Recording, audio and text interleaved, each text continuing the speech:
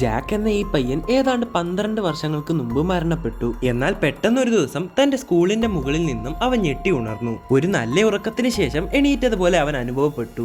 നേരം വെളുത്ത് സ്കൂൾ തുടങ്ങാറായെന്ന് മനസ്സിലാക്കി അവൻ നേരെ ക്ലാസ്സിലേക്ക് ഓടി. എന്നാൽ അവിടെയുള്ള ആരെയും തന്നെ അവൻ അറിയില്ല.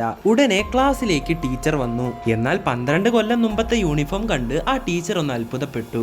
എന്തോ കുഴപ്പമുണ്ടെന്ന് മനസ്സിലാക്കി ജാക്ക് ഉടൻ തന്നെ ആ ക്ലാസ്സിൽ നിന്നും പുറത്തേക്ക് ഇറങ്ങി. അങ്ങനെ ഇരിക്കുമ്പോഴാണ് അവൻ ഡേറ്റ് ശ്രദ്ധിക്കുന്നത്. 2005 നിന്നും ഇതെങ്ങനെ 2017 ആയി എന്ന് അവൻ അറിയില്ലായിരുന്നു. പെട്ടെന്ന് തന്റെ ഫാമിലിയെ കുറിച്ച് ഓർത്തെ അവൻ നേരെ വീട്ടിലേക്ക് ഓടി. എന്നാൽ അവിടെ ചെന്നപ്പോൾ താൻ വിചാരിച്ച പോലെ ആരും തന്നെ ഉണ്ടായിരുന്നില്ല.